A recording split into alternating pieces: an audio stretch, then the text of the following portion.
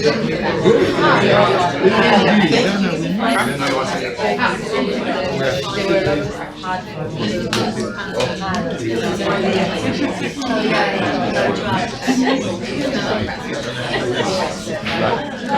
back, everybody. Please do have a seat for the last and equally exciting panel of the day. And after looking at the national and regional levels and the way they interact, as well as the implementation issues and institutional challenges in the various regional systems we're looking at today, this last panel really wants to focus on one specific issue of litigation and jurisprudence in the three systems, which is economic, social, and cultural rights. And I'm really delighted to have people with lots of knowledge in those three systems on the specific issue of economic, social, and cultural rights here around me. My name is Anne Mikus. I'm the head of programs of the Bonnevere Institute of Human Rights. And I should also say that I was really a delight working with my colleagues at the Bingham Center, as well as with Essex and Bristol on this conference, and seeing it all come together is really, really wonderful to see today. So I'm going to introduce the four speakers as we go along, so give them some time to set up their presentations. And in terms of order, Pablo will start with a perspective on the Inter-American system, and then Gay will share his insights on the African system, and we'll return to the Inter-American system with Isaac, and then Eva will give us a roundup of the European system, but also some comparative insights on the three. So Dr. Pablo González Domínguez works as a staff attorney at the Inter-American Court of Human Rights and is also a guest lecturer and researcher in human rights at the Universidad Panamericana in Mexico. He earned his JSD in International Human Rights Law from the University of Notre Dame and his Master of Laws in International Legal Studies from the Georgetown University. And his recent work include also a book, as we're just talking about books all this afternoon, about the doctrine of conventionality control between uniformity and legal pluralism in the Inter-American human rights system, published last year. So, Pablo, the floor is yours.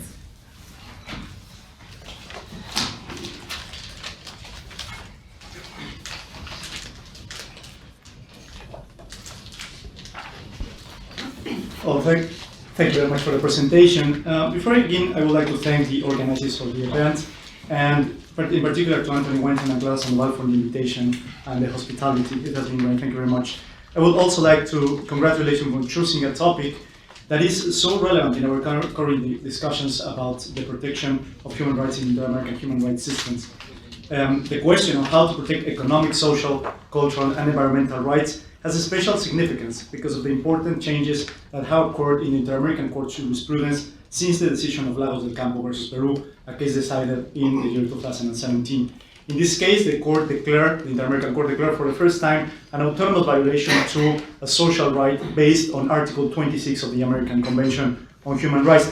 I will be talking about Article 26 of the American Convention, so I'm going to read it to you so we can all be in the same page on that. It says, the title of the article is Progressive Development, and the content is the following. It says, the states parties undertake to adopt measures, both internally and through international cooperation, especially those of an economic and technical nature, with a view of achieving progressively by legislation or other appropriate means the full realization of the rights implicit in the economic, social, educational, scientific, and cultural standards set forth in the Charter of the Organization of American States as amended by the Protocol of Buenos Aires.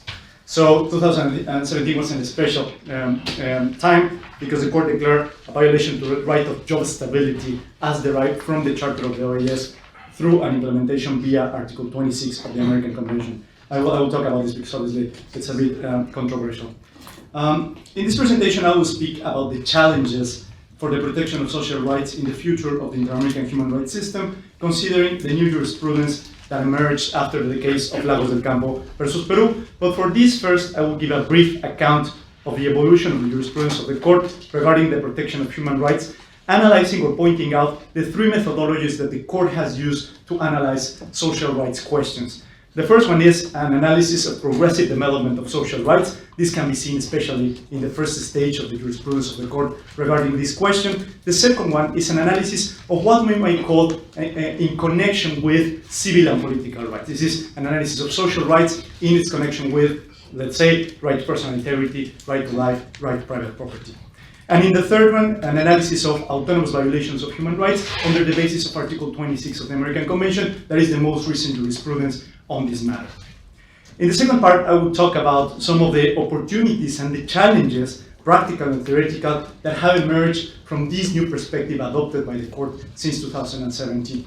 And in the third one, I will speak briefly about how some of these challenges have been discussed within the court, and the way in which we can see these discussions is through the dissenting and concurrent opinions of judges, especially of Judge Humberto Sierra Porto from Colombia and Judge Eduardo Grossi from Chile. They have been very vocal in their opposition to the new approach taken by the court since the year 2017.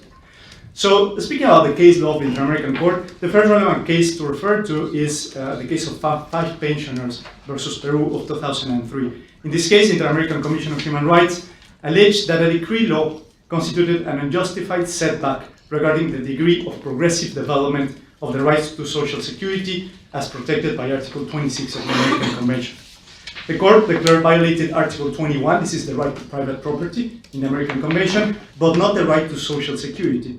And there are two things to say about this first case, referred to this jurisprudential line. The first one is that the court decided to analyze the case not from the perspective of how the law affected the right to social security, but how this decree affected the right to private property. So it didn't follow this idea of analyzing social rights, but analyzing a civil and political right, Article 21 of the American Convention. And the second one is that the court considered that it was not possible to analyze the situation of the protection of rights to social security in Peru just on the basis of five individual cases. For the court, this was too little information to actually make an assessment about the general protection of the right to social security in Peru. So it dismissed the claim of the Inter-American Commission and of the representatives of the victims. 6 years later, in the case of Acevedo Buendia and others versus Peru, the court followed a similar path than in the case of five pensioners. It analyzed the case on the basis of Article 21, private property, and Article 25, the right to a judicial remedy, and it did not analyze the question on the basis of Article 26, specifically on the matter of social security. But the court in Acevedo Buendia, and this is very important, established an obiter dictum that actually influenced further jurisprudence or further cases connected with social rights. And in this obiter, the court basically established three criteria. The first one is that Article 26 indeed establishes legal obligations. It is not just a norm of programmatic nature. The second one is that Articles 1.1 and 2 of the American Convention that establish the general duties of the state, the duty to respect and ensure and of domestic implementation of the American Convention, cover also the protection of Article 26 of the American Convention. And the third one is that the measures of regressive nature adopted by states in relationship with rights that can be derived from the Charter of the OAS need to be justified in connection with the other social rights or civil and political rights that might be involved in the decision of the state to take a regressive measure in terms of social rights. So again, in that case, there was no violations established by the court of Article 26, but this obiter came back in later cases, as we will see.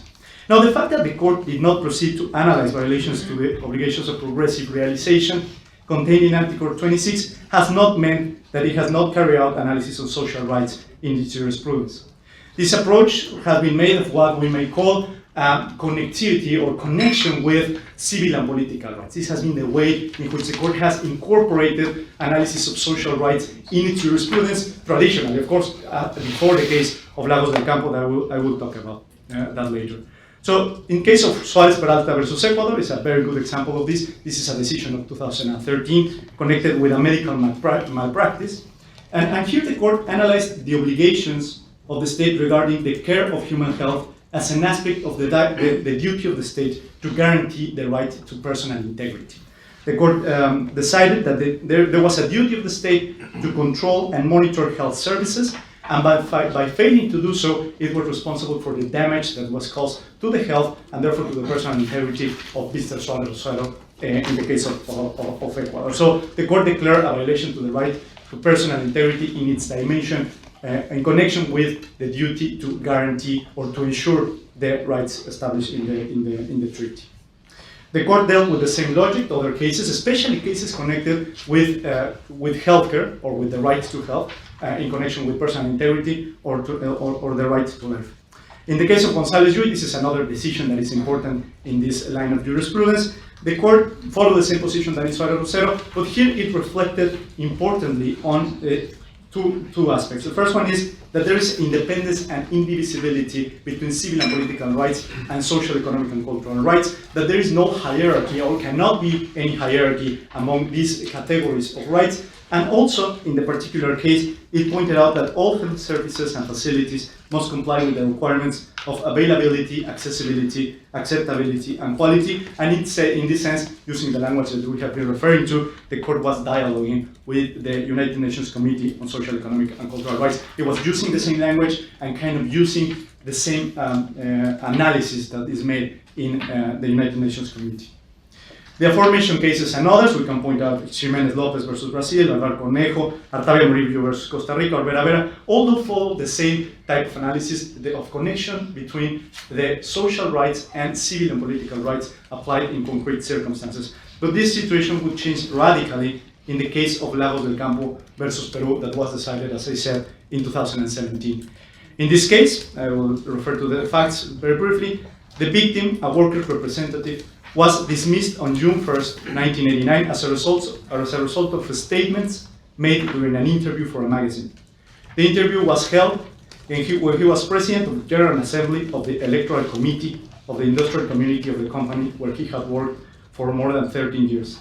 In this interview, he accused the owners of the company of fraudulent actions in the elections. The company dismissed Mr. Lagos del Campo for grievances to the employer, and Mr. Lagos demanded his dismissal, but his claims were denied in domestic courts. So in Lagos del Campo, the court analyzed the case as it was presented by the Commission as a case of freedom of expression, freedom of association, and due process and the right to judicial remedy, but it also analyzed Article 26 in this particular case. And regarding this, the interpretation of this article, the court established that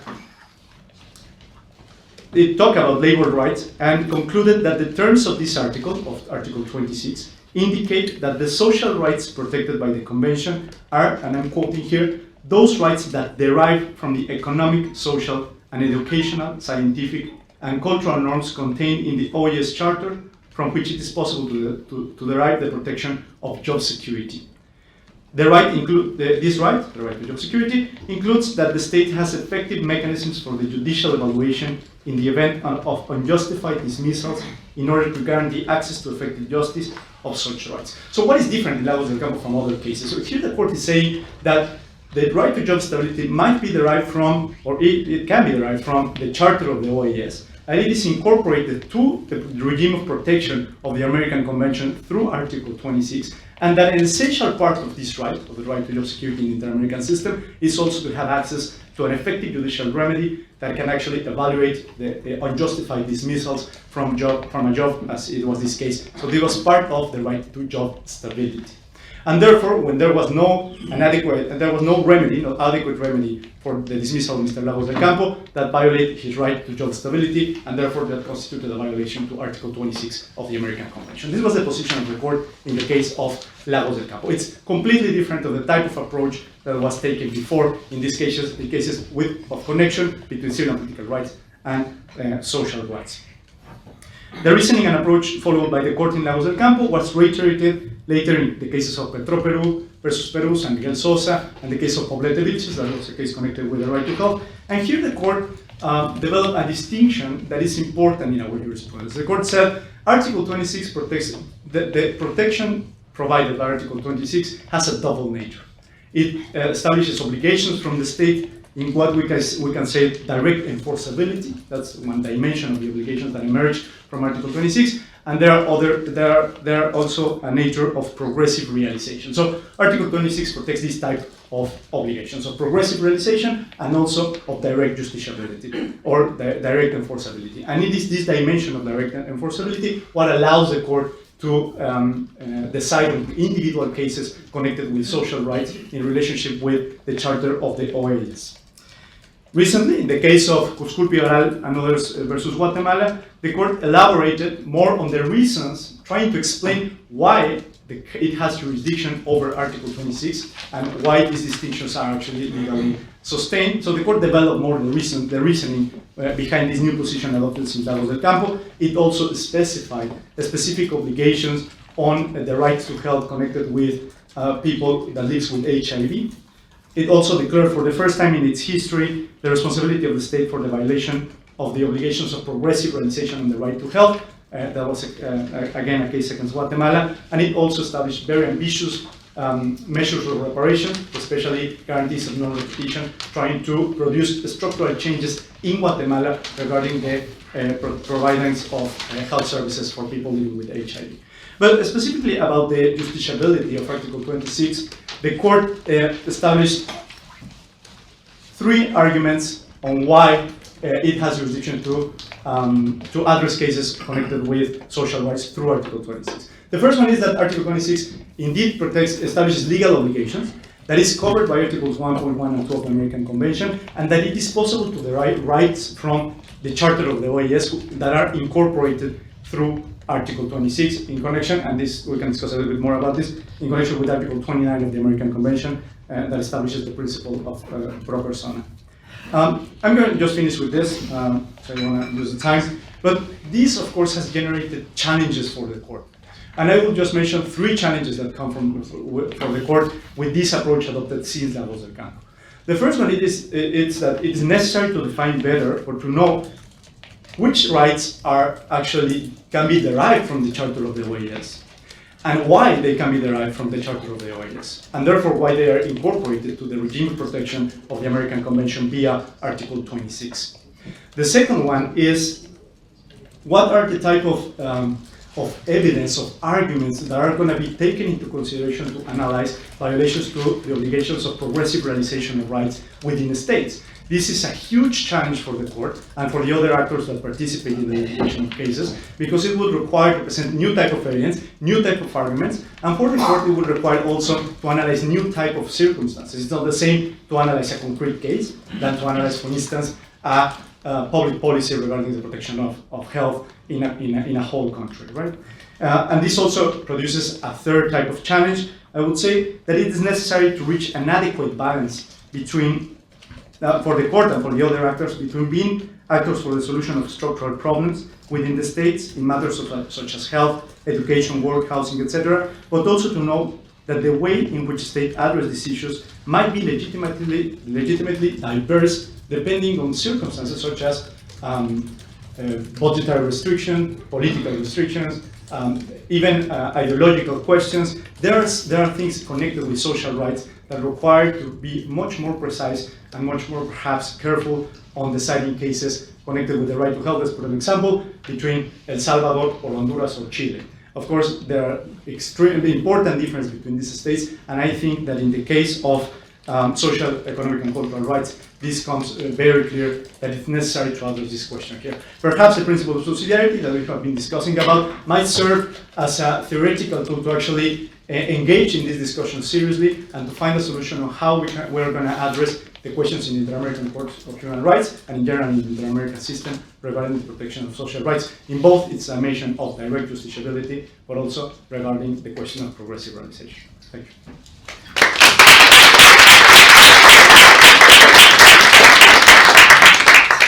Thank you very much, Pablo. I think that was really a very useful introduction of how this jurisprudence evolved in the American system, and exactly said you're going to focus on one specific aspect of that. But before we come to Isaac, we're going to turn to Africa, and Guy So is the Executive Director of the Institute for Human Rights and Development in Africa, IHRDA, and expert member of the African Commission Working Group on Economic, Social and Cultural Rights. Before joining IHRDA in 2005, he also worked as a magistrate for the Gambian judiciary from 1998 to 2005 in various positions. He was called to the Gambian and Nigerian bars in 2000 and holds an M.M. from Essex and a bachelor's from Nigeria and various law schools. I want to thank the organizers for having me here. You know, when you speak in front of your teachers, the tendency for you to get a bit nervous. But not only my teachers, I have 2 members of my board of directors here. so I hope I won't fail them. But thank you for having me here. I have divided my presentation into 3 parts. The first part, I'll be talking about African instruments, human rights instruments, particularly those that provide for economic, social, and cultural rights. I also would be talking about mechanisms that deal with the rights, as in where you can file cases, or in some instances where states are expected to submit reports.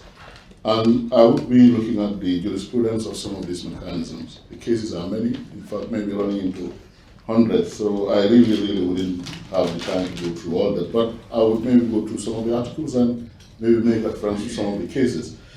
For the instruments, for a start, we have the African Charter, just like the American Convention, the European Convention. In Africa, we have the African Charter on Human and People's Rights. At the moment, all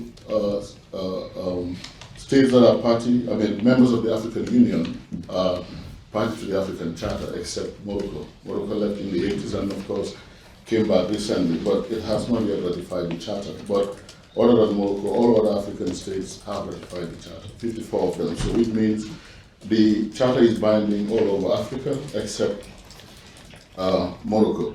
Of course, it was adopted in 1981 and it entered into force in 1986. The topic is on economic, social, and cultural rights. I just want to make reference to those provisions of the African Charter that provide for economic, social, and cultural rights. In particular, there is Article 14 of the African Charter, which talks about the right to property. Article 15, which talks about the right to work. 16, which talks about the right to health. 17, education, culture provided for in 17.2. There is also the right to family, which is provided for in Article 18. There is the right to development, which is found in Article 22, and the right to a satisfactory environment found in Article 24. So which means, unlike the American Convention and the European Convention, in the African Charter, economic, social, and cultural rights are expressly provided for from the get-go. And some other things I wanted to highlight about the African Charter. Remember, we're talking about where there are similarities, where there are differences. One thing that stands out is the fact that in addition to civil political rights, the Charter, like I said, provides for economic, social, and cultural rights.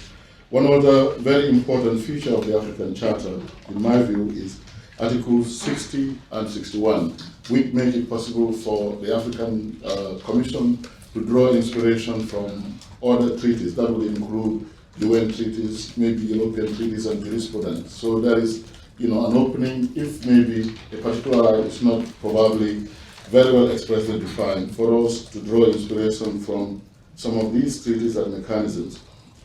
It's also important for me to state now that the African Charter does not only provide for individual rights, it provides for group rights, like the right to a clean environment expressly provided for, the right to development expressly provided for.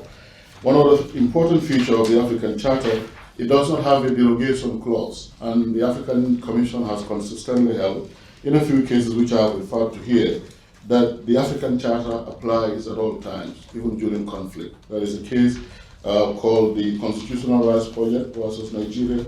There is also another case against Sudan, in which the Commission held very clearly that, the Charter applies. No state can ever derogate from it.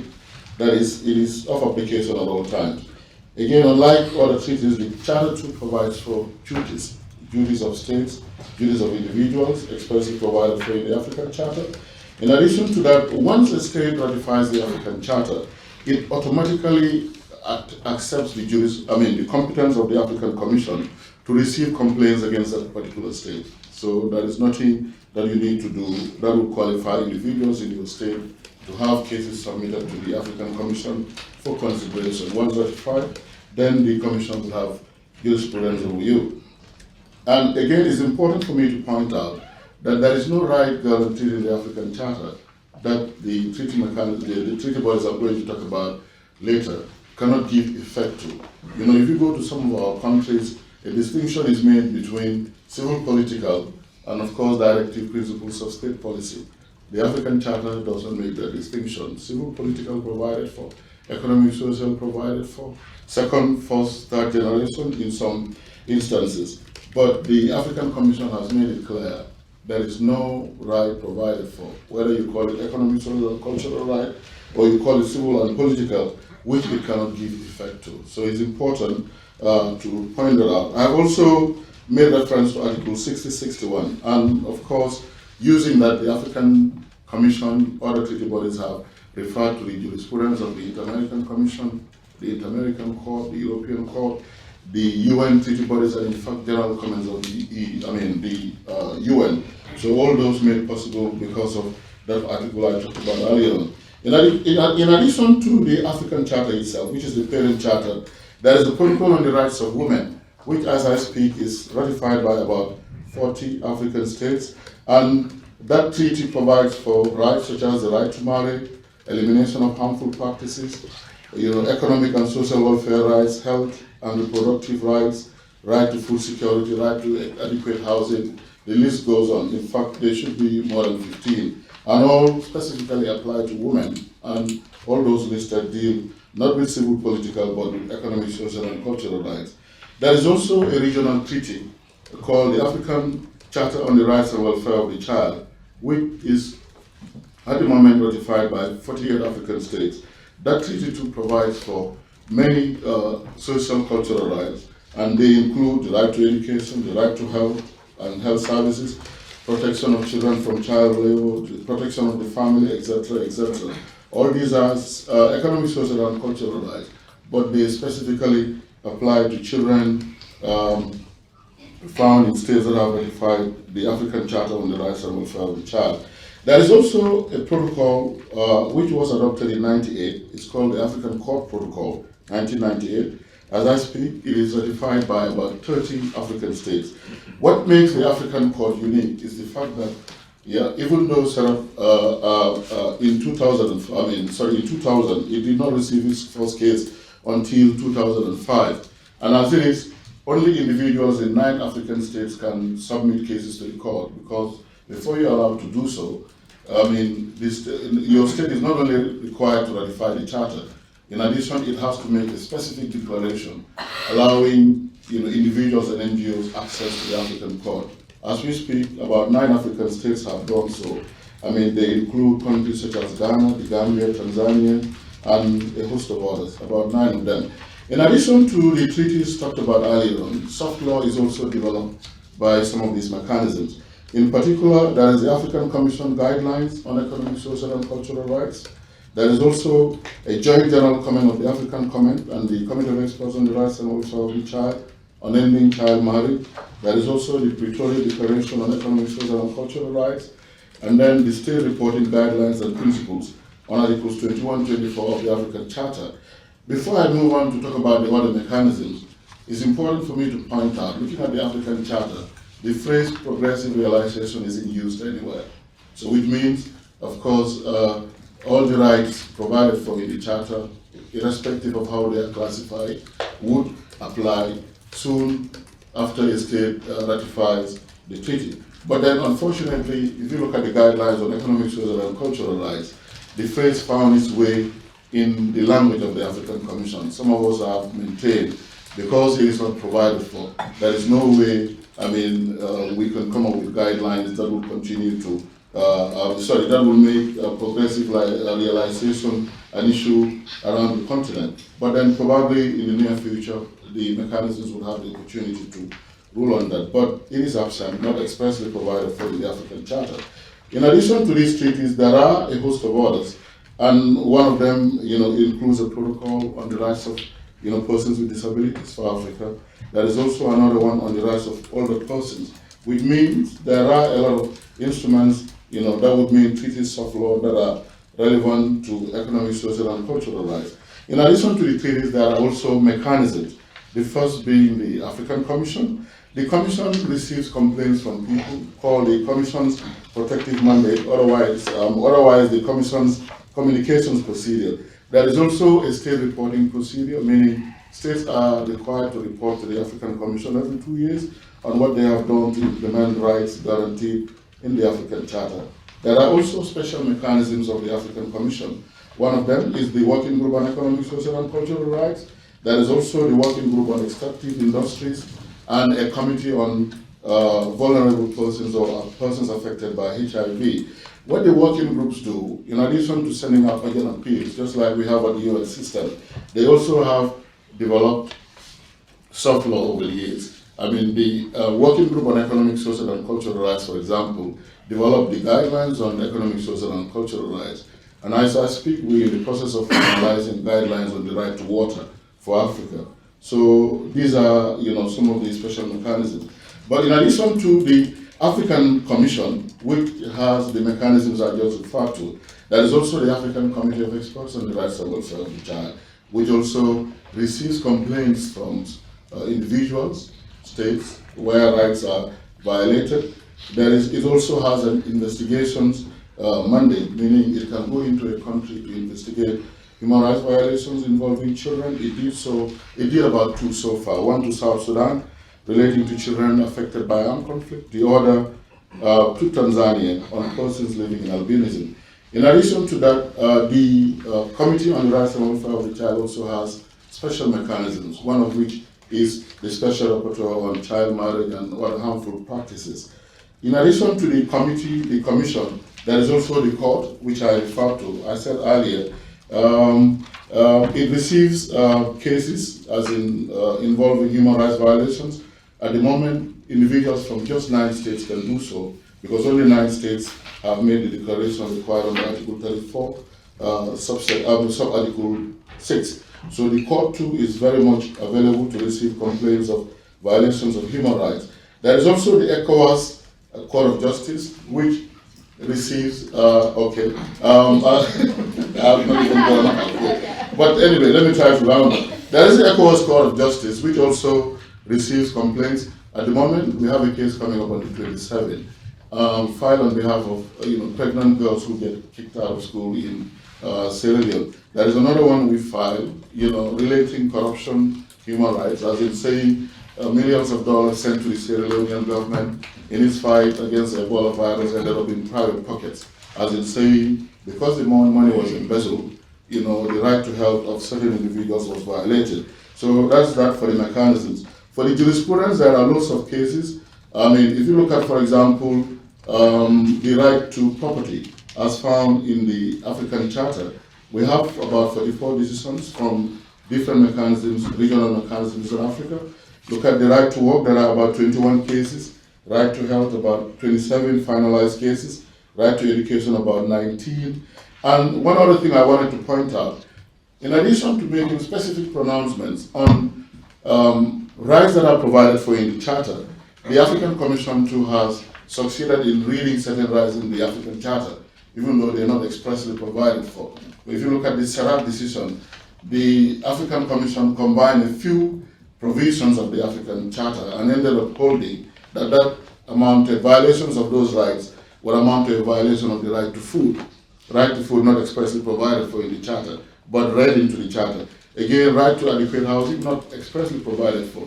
But what the African Commission did, it put certain rights together and held if you violate them, you have violated the right to adequate housing. So in addition to the explicit rights, there have been certain rights read into the Charter itself. There are cases, economic, social, from all the mechanisms I have talked about. And if you visit, this website, this is one, you will get access to all the cases. You can, for example, click on this, and of course it will take you through all the articles of the African Charter.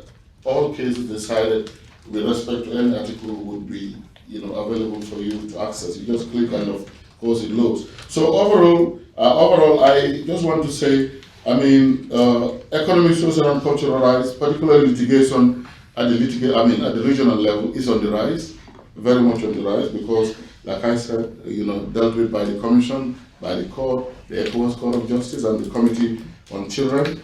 The jurisprudence has also been quite progressive, because I referred to the Serap case, which read rights into the Charter that are not expressly provided for.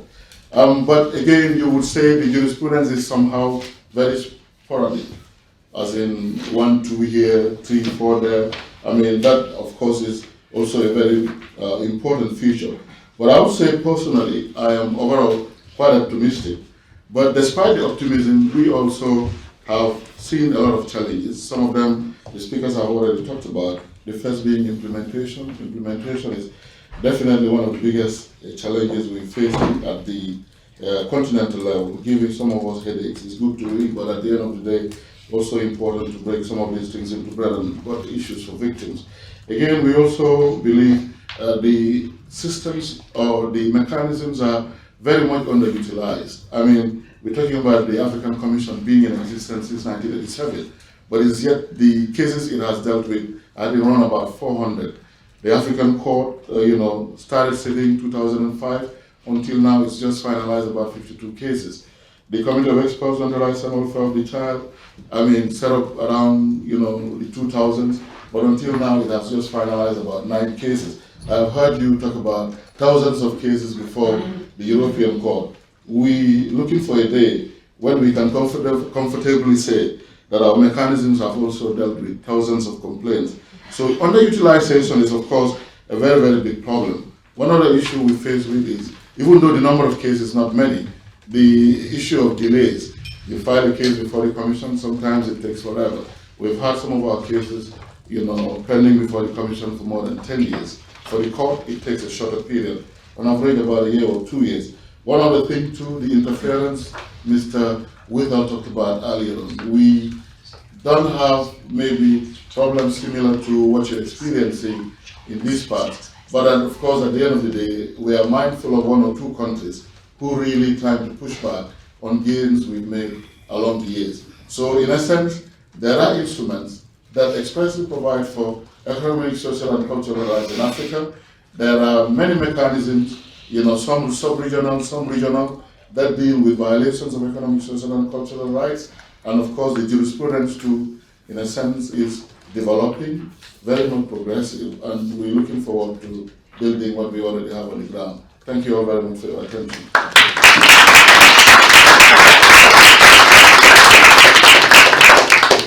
Great, thank you very much, Gay. That was really a very thorough list of many mechanisms showing the multitude of instruments we can potentially use and hopefully are going to be used. Now we're going to turn back to the Inter-American system. And Dr. Isaac de Paz Gonzalez teaches human rights law and constitutional law in the faculty at the Autonomous University of Baja California, Mexico. And his research is focused specifically on social rights. And he also just published a book, The Inter-American Social Rights Jurisprudence, which really just came out a couple of months ago. And it provides also a very good overview of the whole jurisprudence, but now he's going to share with us specifically his insights into indigenous litigation and jurisprudence in the Inter-American Court. Good afternoon. Thank you very much, Anneli. Thank you very much to Morikant, to Oxford University and Bonavera Institute and the rest of the institutions for this magnificent event. Well, we have to take into account the complexity of the inter-American indigenous litigation. The facts of the indigenous litigation are quite horrendous. Dispossession of territories, massive killings, forced displacement, non-recognition of the property in spite of constitutional provisions, criminalization of the protests, stereotypes, and procedural barriers in access to justice. So we have this not easygoing framework, and we can identify three types of judgments. The judgments on institutional violence against indigenous people, judgments on historical exclusion of their lands due to the lack of recognition or the lack of demarcation of territories, and the lack of protection within the context of obstructive projects.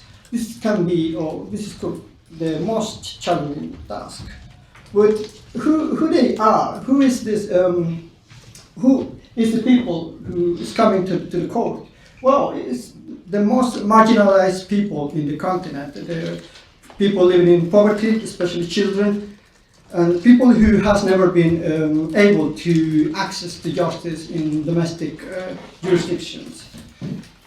There we can see a former president of the court, Diego Garcia, going to the rainforest in Ecuador, in the case of Quichua from Sarayaku. So we have to take into account this level of legal reasoning that is taken into account, the humanity of these people, forgotten by the rest of the institutions, not only in domestic affairs, but in the international sphere. These are, for example, the Yaqui Aksa. They used to live just by the road in Paraguay and Chaco. And well, the first set of cases, we have murders perpetrated by armed forces, death squads, national police, and non-state actors. We have at least 12 cases on this matter. As Clara was saying, Plan de Sanchez massacre, Ituango massacre, Moiguana, Mapiripan. We have 12 cases related to indigenous people or ethnical groups or communities with a background of Mayan origins or indigenous origins. So the income of these cases are, for example, the right to truth. This right is integrated by the access of information, criminal proceedings to be launched, to capture, prosecute, and punish perpetrators, and the prohibition or derogation of amnesty laws. The right to truth is a right integrated by the systematic interpretation of Article 8, Article 13, and 25 of the American Convention of Human Rights. The Inter-American Court said that this right is a matter of public interest that is encompassing democracy and the accountability for past crimes. What are the challenge on the right to truth? Well, the implementation of restorative measures, the suppression of amnesty laws, the prevention of the creation of amnesty laws. For example, as some speakers have been saying, the legislative process, for example, in El Salvador from 2 weeks ago, thanks to the intervention of the Inter-American Court, it seems that that process is stopped by now. Or the wide range of criminal investigations that are in ongoing processes in Guatemala, for example, demonstrate that these judgments are in a current process of compliance. But it is very slow. We cannot say that judgments can, in the mean term, be that we have success in this judgment. But well, at least it's a good beginning, a good start.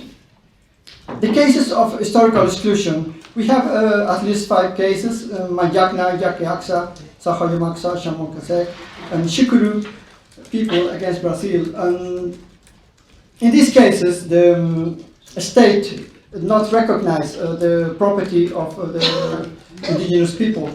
And then we have the cases in the context of extractive projects developed by states and private actors. Saramaka versus Suriname, Quichua of Sarayaku versus Ecuador, Cuna and Embera versus Panama, and Kalinia Locono versus Suriname. In the background of these cases, we can see the pervasive intervention of the oil industry, logging corporations, or other corporations trying to exploit natural resources located in indigenous territories. So the Inter-American Court has been doing an expansive interpretations of Articles 1, 2, 4, and 21 of the American Convention. That Article 21 is related to private property, but the integration of this systematic and hermeneutic interpretation has to be read in connection with the international corpus juris on the matter. So the court has drawn the traditional ownership that grants the right to demand official recognition. The indigenous traditional possession has the same effect as a registered title. The state must demarcate the area and grant the title of collective property, and the indigenous group maintains possession even without a legal title. So we can see this profound and very deep interpretation that, for example, Judge Cancado doctrine that referred that this is the interpretation of the principle of humanity, the right to a cultural identity and the right to a life of the community developed through time in relation to the ancestral lands owes a lot to ancient cultures having been associated over time with the very spiritual formation of human beings. So this kind of teleological connection of Article 21 has to be read in a systematic interpretation with the Ill Convention and other international provisions related to self-determination of indigenous people. So we can also identify implicit interpretation of environmental rights in all this set of jurisprudence. The Environmental International Corpus Juris invoked by the Inter-American Court has referred to the United Nations Convention on Biological Diversity, the World Heritage Convention, and the UN Convention on Climate Change to enlarge the scope of indigenous rights linked to the ecosystems and natural areas where they live. And third, we have a single case, but very important case on the public opinion and the state public policy against indigenous people. It was Noreen Countryman, Mapuche leaders against Chile. The court ruled that a legal definition of terrorism in the Chilean legal framework has a broad interpretation and entails a violation of the presumption of innocence and the legality principle recognized in Article 9.8 of the American Convention. So, the court ordered that the state must comply with all judicial, administrative, and other measures to make it void in all its extremes the criminal sentences issued against the Mapuche leaders.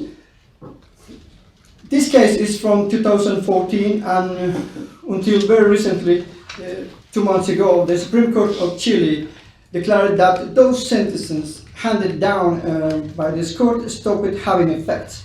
So, in this matter, for example, Chile is quite proactive. Let's see what happened in the constitutional debate in Chile, because many people were referring to this judgment like an invasion of the national competences. Which is the next step on the social rights, and especially in the field of indigenous jurisprudence. I may say, well, that I presume that climate change is the next topic that has to be on board of the Inter-American Commission and the Inter-American Court. We had two complaints on the affairs of climate change lodged by the Inuit people, one against the United States and one against Canada. These two complaints were, one complaint, the Inuit people against the United States, was rejected in 2006. According to the reasoning of the Commission, it was rejected by the lack of legal basis, and the current complaint of the Basque people against Canada is pending on admissibility reports. So after the advisory opinion 23 from 2017, maybe we can expect a different view of the Inter-American Commission in Human Rights. So, what are the general challenge of the Inter-American Court on Indigenous Matters? Well, indigenous issues are inextricably linked to historical exclusions and to destructive projects and public discriminatory speech against indigenous claims. So this demands that the compliance on the Inter-American rights, the compliance of the Inter-American judgments on indigenous rights has to change its view, and we have to learn to catch up with legislative and administrative measures and procedures, and we have to engage domestic legislators and domestic public agencies, because, for example, indigenous people in our Inter-American countries don't have sufficient representation, and probably they don't have any representation in some national congresses. So at the moment, the only path for indigenous peoples are the litigation But an example of this is the increasing number of complaints before the Inter-American Commission, especially those complaints related to extractive projects. So this is a very specific topic, the complaint on extractive projects. And we can see that this interpretation of the right of prior and informed consent has a very heterogeneous adaptation in the inter-American context. For example, there are advances in some domestic courts like the Mexican court or the Guatemala Supreme Court. They have been halting projects. But for example, in Colombia very recently, they stated that there are limits to these popular consultations and that the state is the absolute owner of minerals. This decision is from 2008. So I think we will see a change in the domestic approach on indigenous rights consultation. But in other jurisdictions, for example, we will see progress steps. So I presume that the specific challenge are the proper dissemination of the Inter-American doctrine on indigenous rights, a different type of broadcast of the Inter-American jurisprudence from below. I think we need a cultural change on how we adapt and even how we are teaching constitutional law and international law in domestic context. Because most of this, Humberto Nogueira, it's a professor from Chile, said, well, what can we see in, for example, in Chile is that a lot of mental resistance against the inter-American jurisdictions. So we have this type of cultural change in favor of the internationalization of the inter-American jurisprudence and the adaptation of these models of jurisprudence. So, to take advantage of the convergences on indigenous rights, we need a new dialogical inter-American model, a model that in which is necessary to connect with domestic judges, with local judges, not only top court judges, but with the judges of the context, the specific context. We need to connect with legislators, with political parties, and with a lot of institutional agencies that are dealing every single day with indigenous claims in order to make these cultural changes to be adapted in other ways than litigation. Because as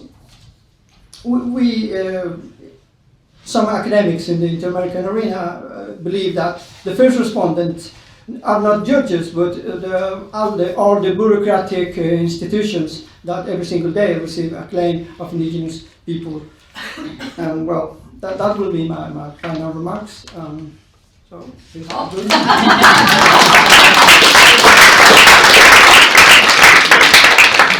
Great, thank you very much, Isaac. And I think it's also good that you remind us to link this panel, of course, also with the others and to reflect back on the need for a dialogue among the various systems. I'm sure we'll get back to that also in the discussion. Our final speaker is Professor Aoife Nolan, who has been Professor of International Human Rights Law at Nottingham University School of Law since 2012. In November 2016, she was elected to the Council of Europe's European Committee of Social Rights, and she has published also extensively in this field. And I'm very keen to hear what she has to say about the European system and also drawing links to the other systems. Okay, excellent. Well, listen, I have to say thank you very much to the organisers. As a massive regional human rights nerd, may I say how exciting today has been. And I'm in a somewhat strange situation of speaking about a system that's based in a region whose best known human rights instrument and enforcement body are very definitely not celebrated by socioeconomic rights advocates and lawyers. And indeed, it is ironic, I think, that the region in which there has probably been the most resistance to enforceable socioeconomic rights at a domestic level is the only one to have a quasi-judicial body with an exclusively socioeconomic rights mandate. Okay? You couldn't make it up. But positively, it means that the European Committee of Social Rights, a part-time committee that sits 7 times a year in Strasbourg, made up of 15 people, of which I am one, has a broader economic and social rights mandate than any of the regional bodies discussed so far. And indeed, we have, I would argue, and I'm sure that we can then have a heated debate about it, the most extensive experience of any regional human rights body of directly engaging with economic and social rights questions as economic and social rights questions. Okay, and we've heard that very much, the inter-American and the African experience about how they've engaged, and I'll come back to that in a minute later. This notion of expansive understandings of civil and political rights offering protection to aspects of economic and social rights, or emphasising linkages, interdependence and interrelationship between rights. So, I know there'll be people in the room who don't know about the system, so I just want to give a couple of basic points. In brief, the European Social Charter of 1961 was established as the sister instrument of the European Convention of Human Rights, and it was ratified by 43 out of 47 Council of Europe member states. However, historically, and the reason many of you will not have heard of it, is that it has historically been marginalised within the Council of Europe human rights system, both by states, by advocates, by those of us who teach human rights law, and indeed by the Council of Europe apparatus itself. And indeed, the European Social Charter system really only started to come into its own after a process in the early 1990s aimed at its revitalisation. It was recognised that the system was in the doldrums. Would we get rid of it? Would we revive it? The decision was made to revive it. And this resulted in the adoption and coming into force of the revised European Social Charter of 1996, an instrument that updates and significantly extends the rights expands upon the rights set out in the original charter. So we have kind of a new shiny charter that is much more what we would expect to see in an international human rights instrument than in the original 61 charter.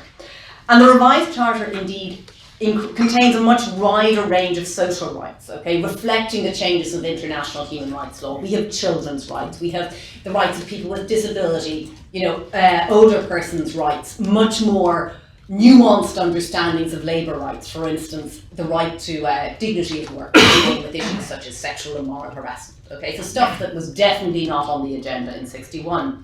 However, like its 61 counterpart, and I promise I won't talk about the nuts and bolts for long, but you need to understand this, the revised charter, which has been ratified by 34 out of 47 Council of Europe member states, establishes an a la carte system of ratification, so it's an opt-in system. You have to, any state that signs up and ratifies the charter has to accept a minimum number of provisions and articles. But after that, it's really carte blanche as to what they want to take on. And it's interesting because you do see a variety and pattern. And what's important to note is that where a state accepts a revised social charter provision that corresponds to a provision in the older charter, then the older charter provision stops applying. Otherwise, you have a ridiculous situation. Now, we have two instruments, and we haven't talked about this, but of course the inter-American system to some degree has two instruments too, but we really have two instruments with 43 and 34 parties respectively, and they're both legally binding multilateral treaties. So you do have this risk of a parallel system of protection, where states can say, well, I'm not touching the revised charter, and the reason I'm not doing that is because I want a lower level of obligation, so actually you can't possibly consider the rights under the old charter expansively.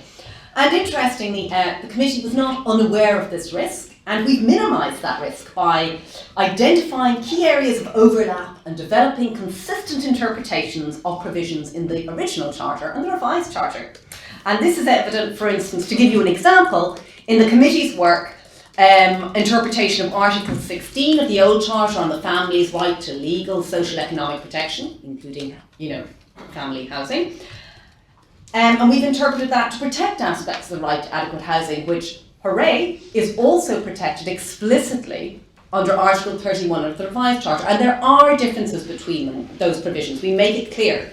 But in our case law, we have thus far been able to interpret them to, shall we say, to have much the same substantive content as regards the cases before us. Now, key thing to note about the committee. right? It talks about a range of different bodies, but we consider state reports, very like the UN bodies, but in much greater detail. Our conclusions are much longer and go into much more detail. And we consider collective complaints. I'll come back to that in a minute.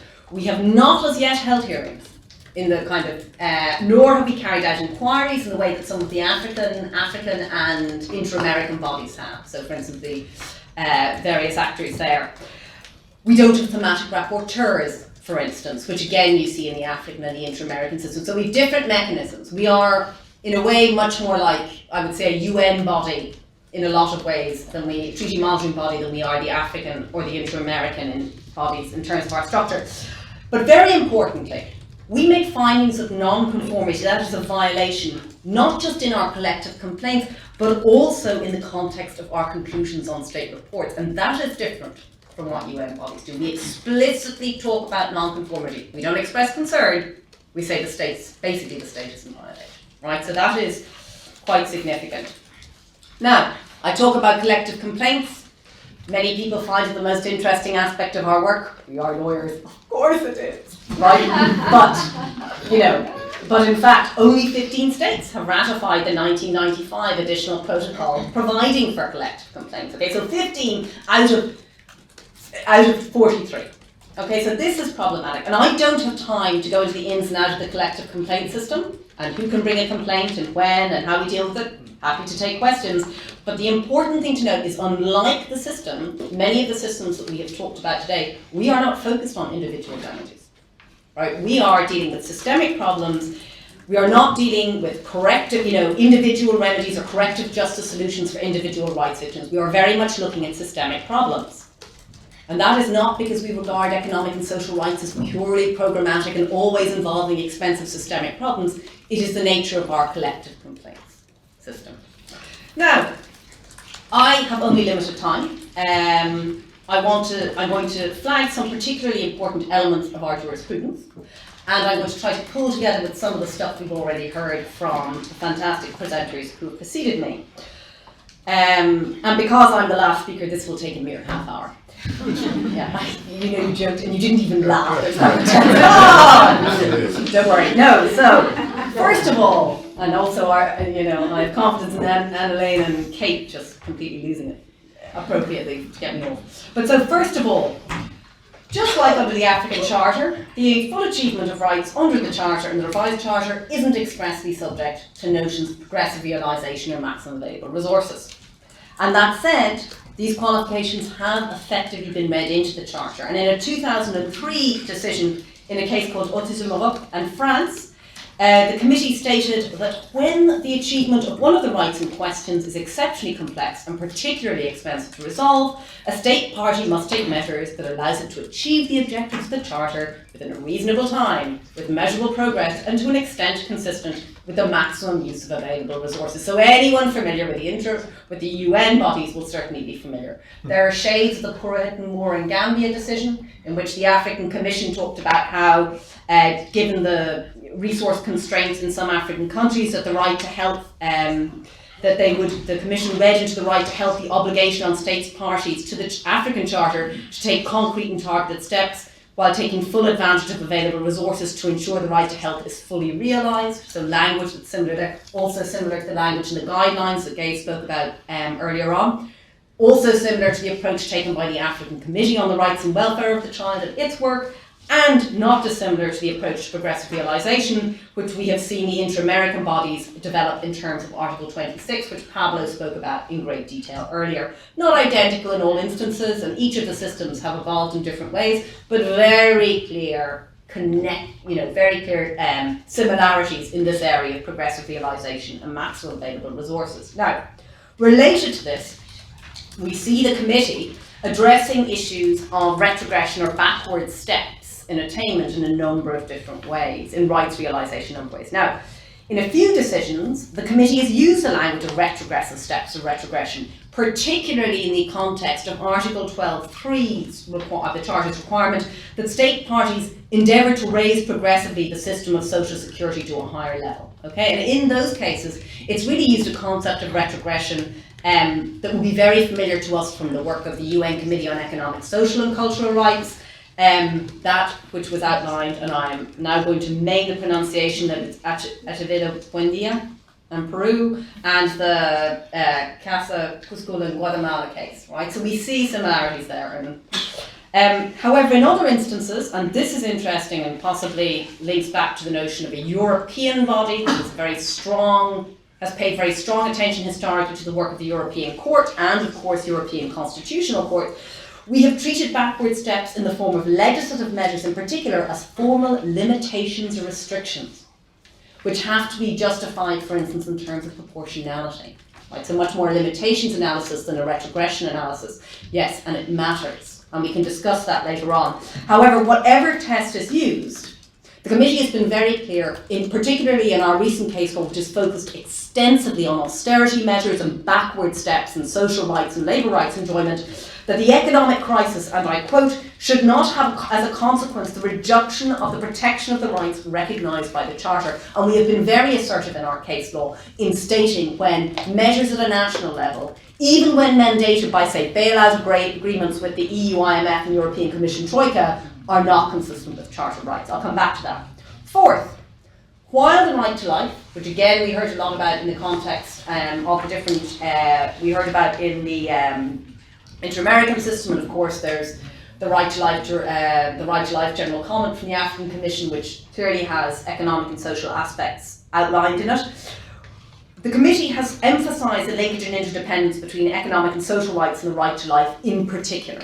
Okay? And this has been particularly significant in our decisions addressing what is known as the restrictions set out in the appendix to the Charter, right? And this appendix effectively says that the rights, most of the rights provisions, that Articles 1 to 17 and 20 to 31 cover persons, including foreigners, only insofar as they are nationals of other parties lawfully resident or working regularly within the territory of the party concerned. Now, unsurprisingly, like the European Court and a number of other bodies in Europe, we've seen a lot of cases in recent years featuring people who are in different states parties in an irregular situation, particularly children, right? It's not surprising. Okay, so for instance, yesterday we had a decision from the European Court of Human Rights about the particular conditions of unaccompanied and migrant children in Greece, and finding that that was a violation of Article 3 and 5 of the European Convention. Last week we issued an immediate measures order, because we do provisional measures as well,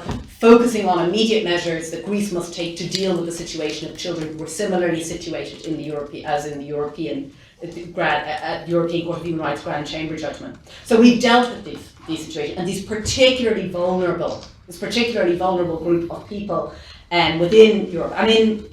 And so we've refused to apply this restriction to legally, nationals of states parties lawfully resident or working regularly when it is connected to the right to life, where the right in question that they want us not to, where the state says it shouldn't apply, is connected to the right to life itself and goes to the very dignity of the human being. Okay, so we've used that as a way of saying we are not prepared to apply the restriction in the appendix in that situation. And so, for instance, in Complaint 14 of 2003 against France, we found the charter right under Article 17, the Charter right to apply, despite the appendix, when finding that legislation or practice which denies all entitlement to medical assistance to foreign nationals within the territory of the state party, even if they are there illegally, is contrary to the Charter. Okay, and it's interesting, there was a significant amount of, don't worry, coming to the end. There was a significant amount of pushback, but interestingly that has now continued and has seems to have become part of the accepted jurisprudence of the Charter, of the committee.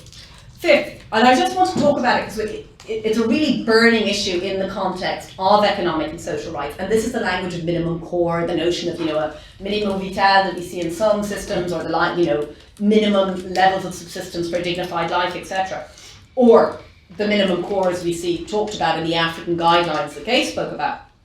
Now, we don't use that language of minimum core, this notion of as the UN committee talked about, as kind of a level of basic subsistence that needs to be guaranteed at all times. But we do require states to achieve certain minimum standards in order to ensure Charter uniformity. but it's quite interesting.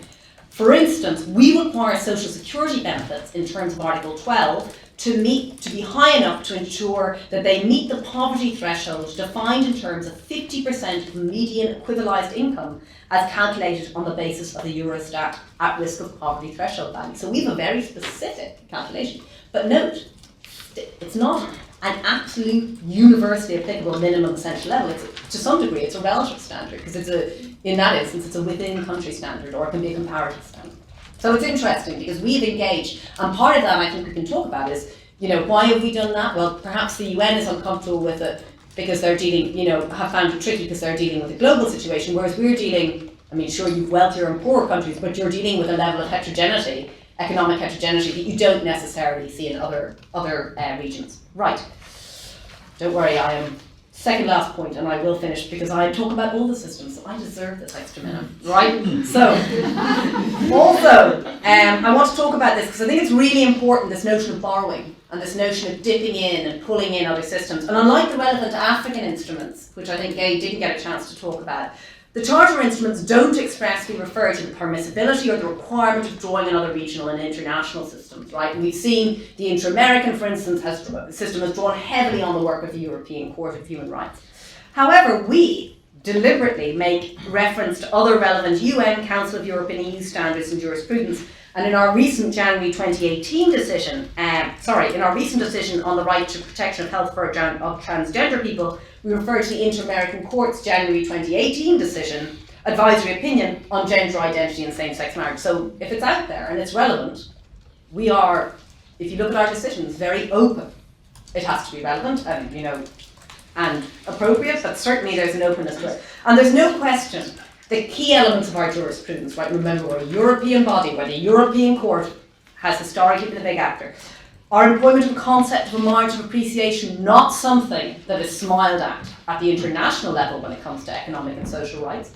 Our approach to proportionality analysis and our use of a living instrument doctrine owes much to the practice of the European Court of Human Rights. And of course, we're a European body, and the European Union Charter of Fundamental Rights also contains a number of economic and social rights.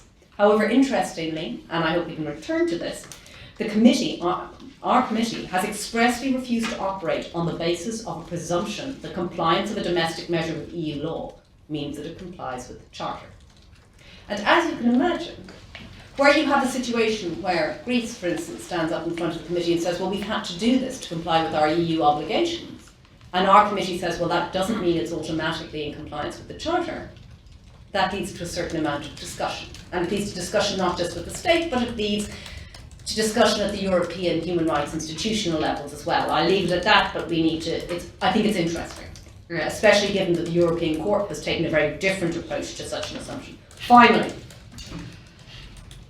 we've talked a lot about civil and political rights giving rise to economic and social rights protection, but we have used economic and social rights to accord protection in areas traditionally associated with civil and political rights. In fact, we've been particularly active and effective, to go back to implementation, in the area of physical punishment of children. Okay? Not an issue that has historically been considered an economic and social rights one. But ironically, in the Council of Europe, when you're arguing about physical punishment of children, our case law is much stronger than that from a child rights perspective than that of the court. So it's an interesting, it goes both ways. Anyway, I'll leave it there, but thank you, and sorry for going over time.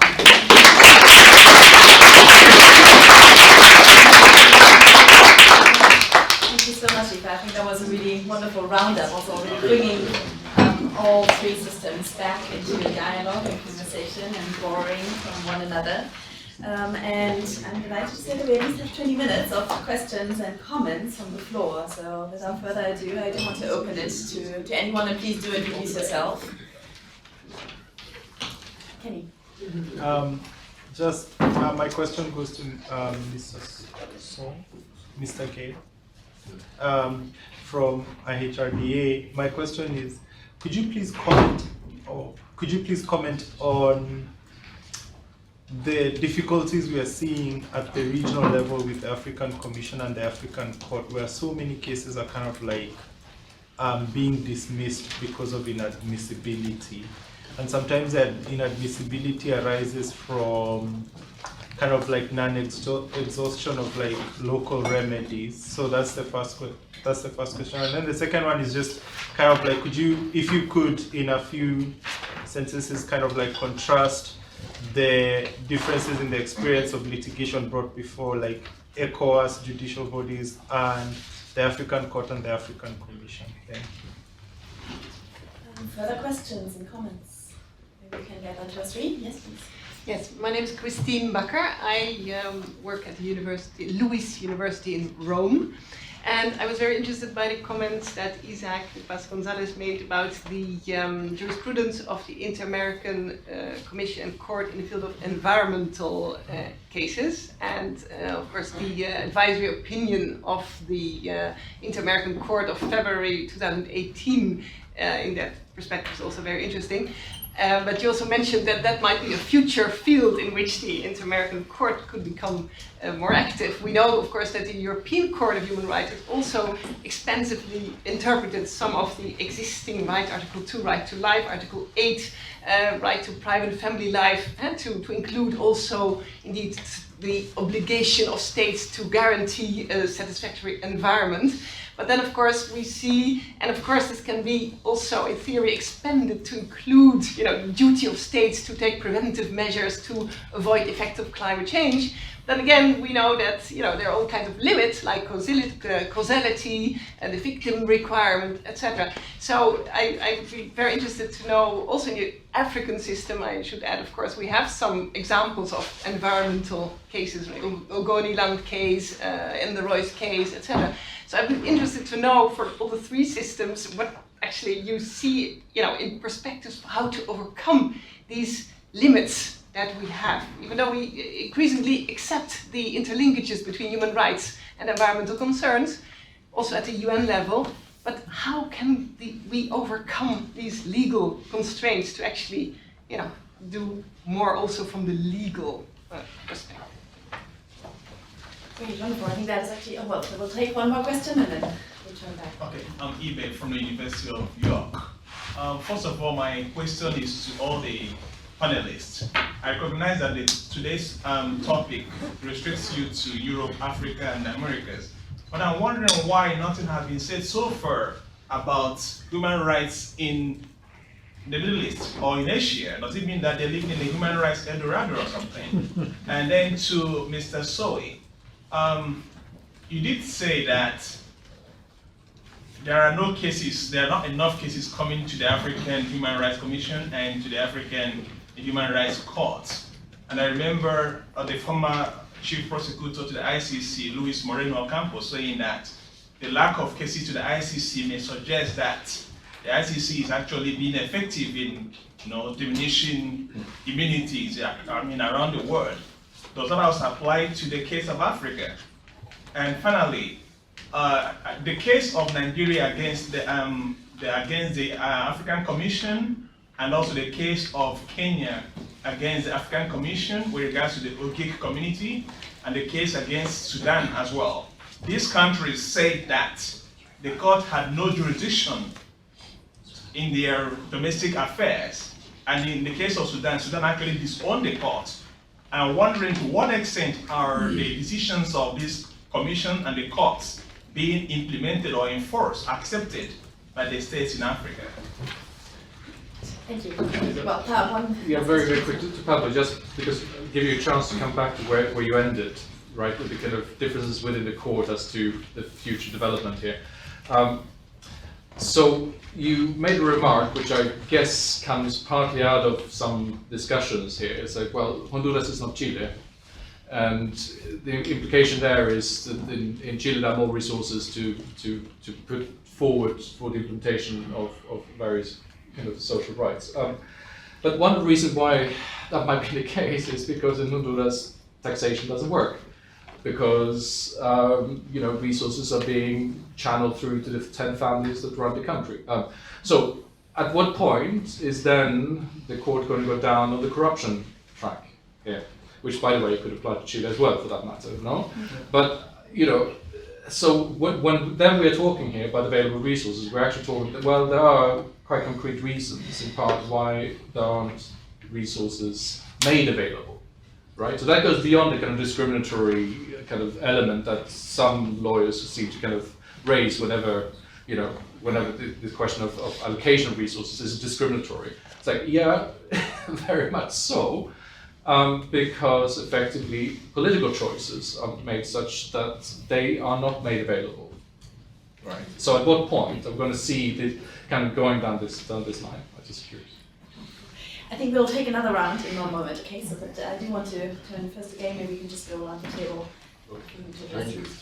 Yeah, I'm not sure I got the one on, you know, not enough cases filed before the regional mechanism. Maybe I will take that again later. But I'll start with my colleague here, as in, you know, as in more or less like a pushback from the regional mechanisms. Personally, of course, I know we have had lots of problems, particularly on implementation. But generally, when it comes to admissibility of communications, I really haven't seen a lot of change. The only thing that is of concern to us is, you know, while in the past, the Commission in particular was really very legal on standing, as in anyone, anywhere could file a case. Now we are seeing something a bit different. We have filed cases recently, and after we file, we get a letter from the Commission requesting us to indicate we get the consent of the victims. That wasn't the case before. And we really don't know a lot of, I mean, some of us tried finding out what led to the change. We're meant to understand it all started with the Uhuru case, I think. You know, when a group of people who had no connection with the victims, who had no connections with Kenya, decided to, you know, have such a case filed. So for me, quite apart from that, requiring, of course, litigants to really show that they got the consent of the victims. I wouldn't say there are changes with respect to, like, the rule on undue prolongation continues to be applied, as in remedies not being available. We use that a lot because in a lot of our constitutions, economic, social, and cultural rights are not justiciable. So we try to say the remedy we want isn't available at the local level. We've used it and we have succeeded. Of course, this bit about the remedy not being effective, not being sufficient, you know, organizations continue to use that, and the commission continues to rule in their favor. There is also this bit about, you know, violations being serious and massive. We have used that even recently, and of course, we got the commission to rule in our favor.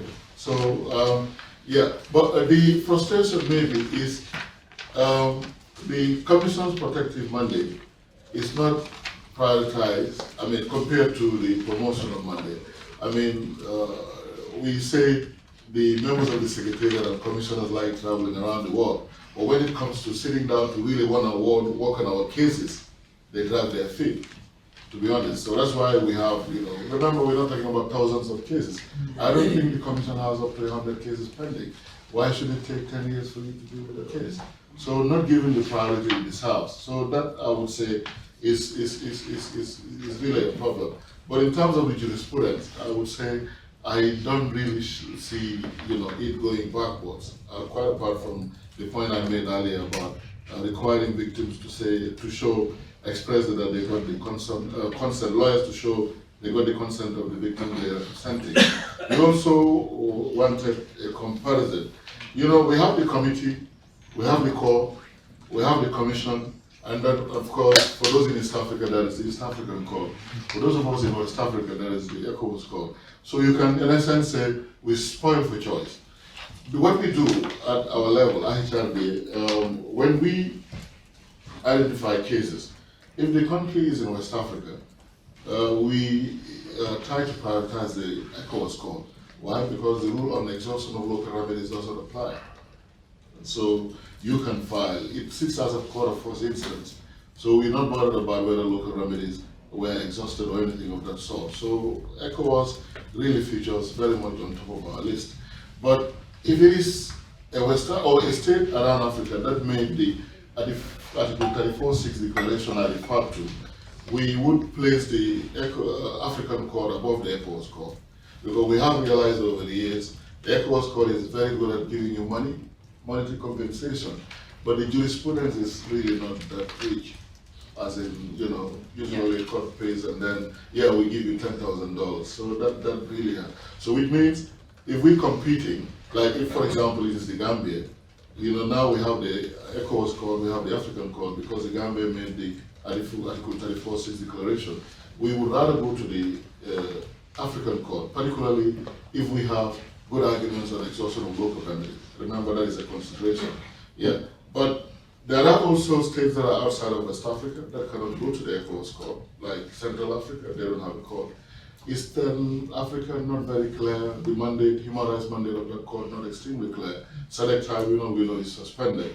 So if it is from any of those countries, we now have to choose. If it is children, of course, we naturally would go to the Children's Committee. But if it is on, on behalf of other individuals, for countries outside of West Africa, there is the African Commission, there is the African Court. But we know no country in Central Africa made the 34.6 declaration, which means for now, the only option available to us would be the African Commission. Yeah, I would sometimes jokingly say, I have the African Commission at the very bottom of my list. Why? Because it takes forever. And at the end of the day, even if it decides, a lot of us believe maybe it will just make recommendations, not judgments.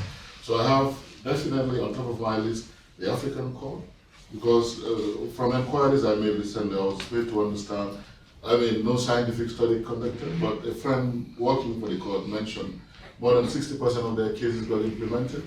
For the commission, sometimes the pessimistic litigators before the commission say 14, the optimistic ones would say maybe about 30 something. Maybe Professor More here can give us guidance on that. So I would say on top of my list I have the court, provided of course the conditions are met.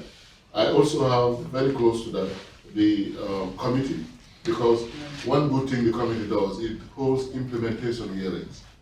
Yeah, it doesn't just decide like the commission and then move on. So 2-3 years down the line, it will invite the state and of course the complainant to submit on what they have done on on implementation, which I think is extremely helpful. Then of course the ECOWAS court, if you want a quick fix, money, but they always shy away from making pronouncements on structural remedies. And like I said, at the bottom, the commission. But in some instances, it is our only option, which means we have to use it. As I speak, we have close to 10 cases before the commission. Why? Because we can go before any other mechanism. So the bit about implementation, my friend at the back here raised, that is the problem. In fact, we are lucky to have on our office board experts, and with their help, we're able to develop guidelines on what to do when we win a case, and we make sure at least we use that as our guide. So at the level of the African Court, we need to understand implementation is much better. But here we're talking about out of 55 African countries, only NGOs and individuals in 9 states having access to the court, direct access to the court, which is a problem. We implement after judgment. So in the first place, the first thing you think about is filing a case. In the case of Nigeria, that's not possible, because Nigeria has not yet made that declaration. But in the case of Ghana, it is possible. In the case of the Gambia, Benin, Tanzania, etc., that is possible. So at the level of the African Court, we think implementation is better. African Commission, I of course talked about earlier on, is a problem. At the level of the committee, we have seen, in fact, one of our celebrated cases, we dragged Malawi before the Children's Committee, challenging the definition of a child under Malawi's law. We entered into an amicable settlement, and within 6 months after the settlement, Malawi changed its constitution. And like I said, we've also had implementation hearing with Kenya on the Nubian case, and we're expecting to have one on a case against Cameroon on behalf of a 12-year-old victim of rape. So not as much as we would have wanted it to be, in very, very slow pace. But at the end of the day, like I said, we continue to come up with strategies aimed at putting pressure on our states, putting pressure on some of these mechanisms to follow up on recommendations and of course judgments they have come up with over the years. So I said earlier, I wasn't sure what your point was about, these, mechanisms not receiving enough cases. Like I said, you can't talk about 400 cases after 30 years. in my view, is really, really not good enough. Maybe you can attribute that to maybe lack of, awareness. You go to the Gambia where the commission has been for many years, walk around. Even the lawyers have no idea what the commission does. But unless there's somebody in faraway Lesotho, that could be one of the problems. And in some instances too, lack of confidence, as in, why do I have to, if you, for example, from a country like South Africa, where the jurisprudence is really very developed, why do I have to go to the commission and end up, of course, having my case dismissed, or maybe getting, a decision that really will add value to whatever I'm fighting for. So there are a host of issues, which is why maybe we don't really have as many cases as we would have wanted to, but some of us have really made it our business to promote not only these instruments, to also promote these mechanisms, encouraging lawyers that when rights are violated, you should start looking at other possibilities outside of your country, particularly where the judicial system of your country is weak. So that's why we've been pushing, doing a lot of case identification workshops in different parts of the continent, which is why we have cases filed and a lot more in the pipeline. Thank you. Okay, I'll reply in a range of different comments. First of all, the environmental concerns. Our committee deals with environmental concerns primarily under Article 11 on the protection of health, and we deal with a lot of environmental stuff, but we do, at the moment, we address very little around climate change, for instance. We would be open to it, but it's a case of framing it in terms of provisions, so for instance, perhaps stuff affecting housing, and other charter rights. So certainly there's a route there. One of our decisions is very well known, and this is the Marangopoulos case, which is on very serious environmental pollution. With regards to the question about the Asian and the Middle East, the reason that they're not a subject of discussion is because they don't have regional human rights systems, and by that I mean there is the ASEAN system, but it has been highly criticised for its lack of meaningful independence or enforcement or judicial or quasi-judicial structures. The ASEAN Declaration on Human Rights has been heavily criticised in terms of content. The same is true of the Arab Charter of Human Rights, which was adopted by the then Council of League of Arab States, and now is the Arab League. So it's not that human rights aren't being dealt with in some instances extremely effectively, for instance in Asia, at a domestic level, but there are not institutionalized regional mechanisms that necessarily correspond to what we see in the Americas, Europe and Africa. The third question, which was a point that I wanted to raise, to pair this issue of dealing with, for instance, corruption. And obviously when you look at the work of the UN Committee and the work that myself and others have done around economic policy and human rights, very definitely maximum available resources is a very good way in to assess whether a state is in fact doing what it needs to give effect to rights. I think if you were to look at the American system, Article 26 would certainly give you an avenue in, given how it's been interpreted. But the challenge is to have a case which allows you to engage directly with that issue. So I think it's perhaps it's not so much, I'd love to hear what Pablo and Isaac think. I don't think it's necessarily down to willingness. It's quite hard in a victim, individual, state situation to envisage that case. But it's not that it couldn't be done, and that's how I think it would be done. Finally, to echo the Gay's comments, my experience in litigating in front of the African Commission around Darfur, we had a situation in which we knew that there was a decision, we knew there was a decision against us that had been, in which we had won, the NGO I was working for at the time, and we waited 1.5 years for it to come out because they wanted the peace agreement to be announced first. So it was a clear example, this is what we were told informally, but indeed that was the order of events. So I think we need to be very conscious, and I want to flag the fact that the higher your profile goes, the more the political pushback is necessarily going to be. I also want to flag that we're a European body that, as Philip has referred to already, is being very severely impacted by the resource cuts that are being implemented across the Council of Europe because of the non-payment by Russia and the decision of Turkey recently to no longer be a grand payer, right? And it's, to give you an example, because this is public information, it has forced us to reduce our translation costs in a bilingual committee by 30%. And that gives you a sense of direct, concrete impact. And that is before we see wide-ranging redundancies in the Secretariat that are pending. So, you know, just as the Inter-American had their crisis, we are facing a very severe crisis of our own. And it's interesting, it'll be interesting to see which bodies are protected and which are not, and what that says about what the Council of Europe prioritises in terms of rights-wise and what it prioritises less significantly. So I just wanted to flag that, because I feel we may not get another round of questions. Sorry, I feel the same passionately. Sorry. Well, on corruption, I think unlike the European Charter of Human Rights, we don't have a specific provision on the right to good governance. And I think corruption is more an issue of domestic jurisdictions. I give you an example, Peru or Brazil, they have a very different view on corruption. For example, this transnational case of Odebrecht. So this kind of structural corruption cases are not going to reach the Inter-American Commission or Inter-American Court, because I think we don't have a legal basis. Yeah, that's my view. But on the official opinion, it's already working in, for example, in Mexico, many organizations and indigenous groups are litigating under the legal basis of the official opinion. But it has a lot of implications for member states and for, especially for in the making of public policies. So we will see what happens with the opinion. Until now, the interest is academic and in some part of the judiciary, but we cannot say that it's working at all in all the whole member states at the moment. Thanks.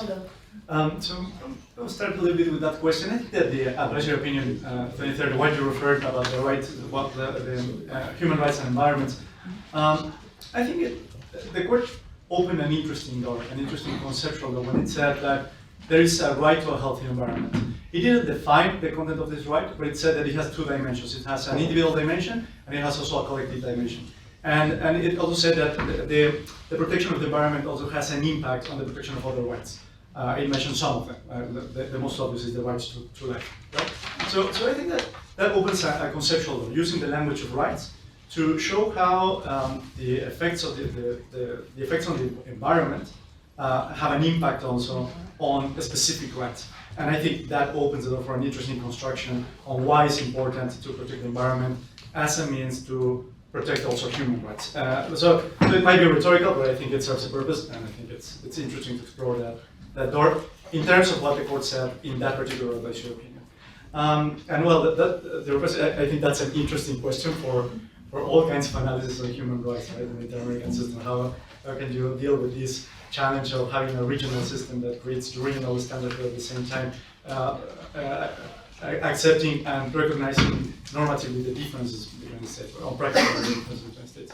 And so the court is creating these common standards, minimum standards of social rights, following this the common rhetoric of human rights, international human rights, regional human rights studies, the floor, not the roof, for the protection of human rights, and I think that's correct. So it is a challenge. How can you create these common standards on social rights with all these differences among the states, or the capacity to actually fulfill with these duties? And I'm saying this because I think it's a very difficult question, right, conceptually. What I think is that in terms of the drafting of judgments and the decisions of our regional court, like the Inter-American Court, one of the paths might be that in terms of the substantive aspects of the judgments, I think that the court should be much more general in terms of what it asks the states to do for the protection of social rights. But in terms of reparations, it should be much more specific. And there, I think it's where the differences should have a practical impact on the decision of the court. I will say an example of this. In the case of Cusco-Pivaral, one of the questions there was that the state didn't provide antiretrovirals to the people living with HIV in Guatemala, and that's one of the reasons why the court declared a violation to the right to health and also a violation to the right to personal integrity. And one of the claims was that Guatemala should be giving these antiretrovirals generic antiretrovirals. I don't know if it's a direct translation from Spanish things, but it's not antiretrovirals created by sold by pharmaceutical companies, but in generic. Sorry, okay. And at the same time, it's interesting with the judgment. I was just reading a newspaper, and in Chile, people that is beneficiary of the system of social security in Chile, they were asking the government to provide antiretrovirals that were not generic, because that created a difference between those that can go to the private sector and those that use the public sector of health. So there the claim was it creates an inequality between those that go to the private sector and those who go to the public sector. So the government should provide not generic but created by pharmaceutical companies. Anyway, so my general point would be, in terms of the substantive standards, I think there should be an effort to put together, establish a minimum for all the region, and in terms of reparations, it should be much more specific in terms of considering the differences and the different capacities that states have to comply with the judgments of the court in terms of social rights. And about corruption, I think it's a very difficult topic, and I think that it might play a role as a piece of information when analyzing the actions of the state in terms of the compliance with the obligations of progressive development. So there, of course, the parties and the commission, the representatives of the victims and the commission would have to play a role to prove that there is corruption involved in the incapacity of state, for instance, to use in the best possible capacity the resources that they use for the protection of social rights, or that a regressive measure, for instance, was the result of an act of corruption. That might also be a piece of information that would be useful to decide a case if there was a violation of Article 26 in this aspect of progressive development. I think that it could be used as information to analyze if there is a compliance or not with the obligation of progressive realization. But I also think that it's very difficult. It's very difficult for a victim, especially the type of victims that arrive to the Inter-American system and the Inter-American Court, to prove this type of questions. If within states, with all their institutional capabilities, it's difficult to prove corruption, I cannot imagine how difficult it would be to actually prove it at the regional or international level.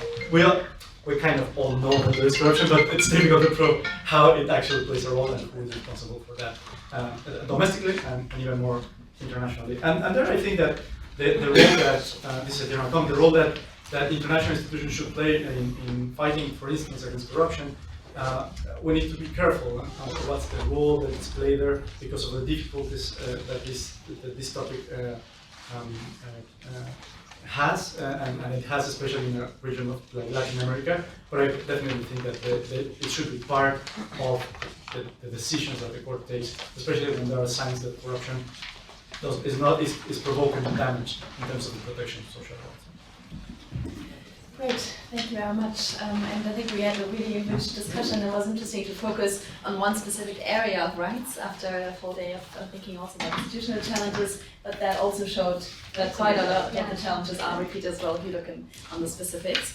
So before thanking the panelists, I just wanted to announce that afterwards we'll continue right away with closing remarks of my colleague, Professor Kate O'Regan, also former Justice of the Constitutional Court in South Africa. And so please join me all in thanking our panelists.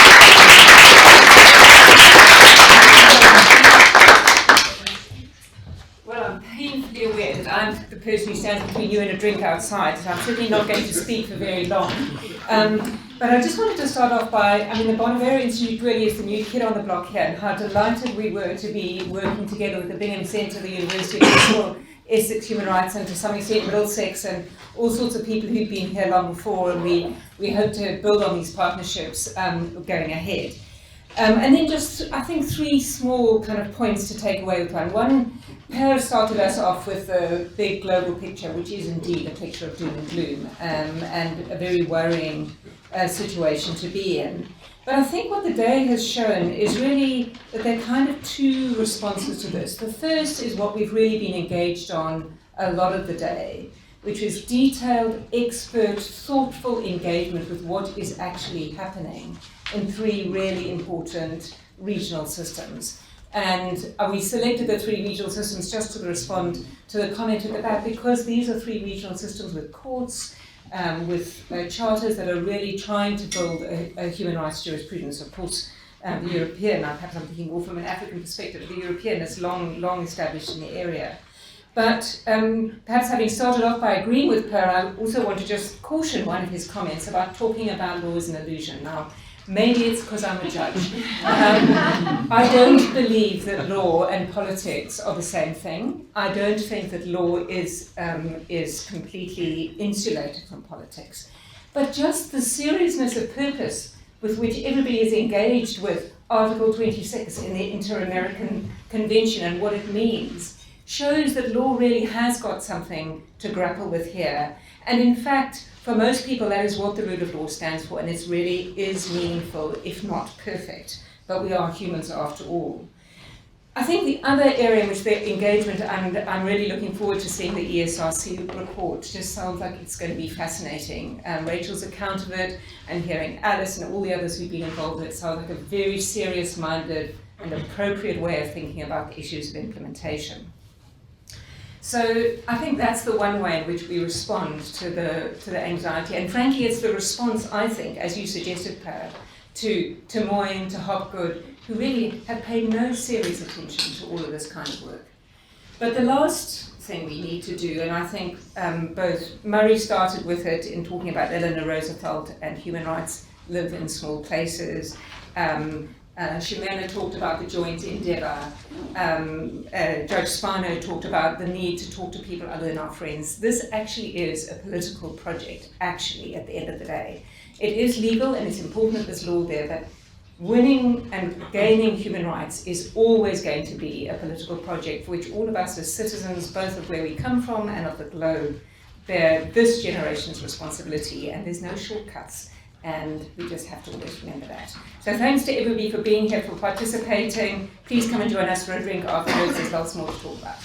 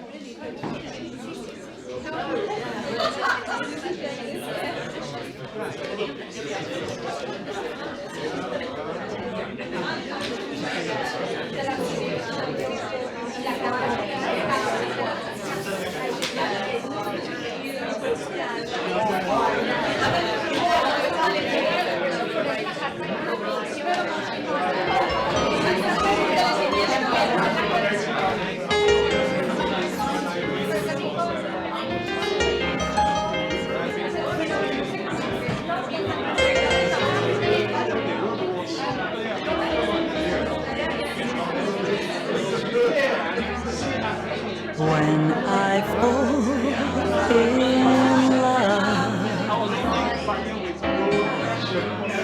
it will be forever, for I'll never fall in love.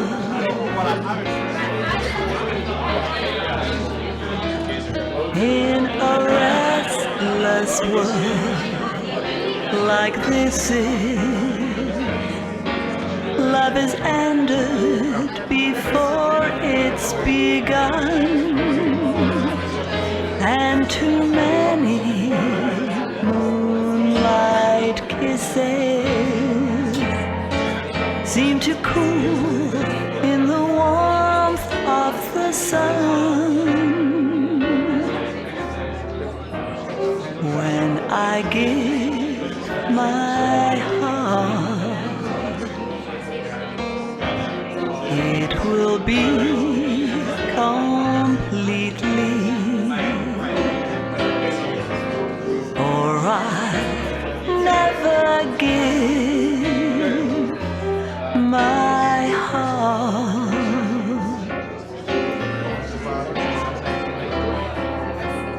And the moment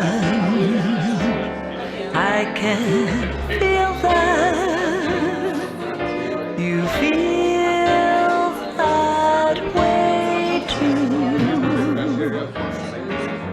that's when I'll fall in love with you.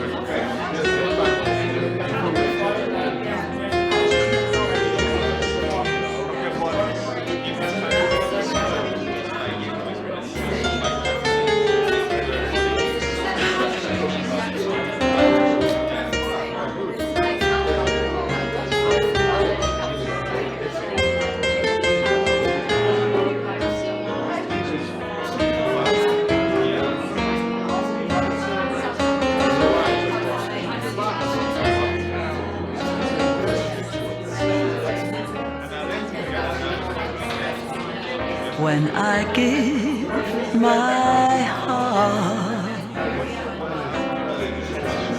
It will be completely,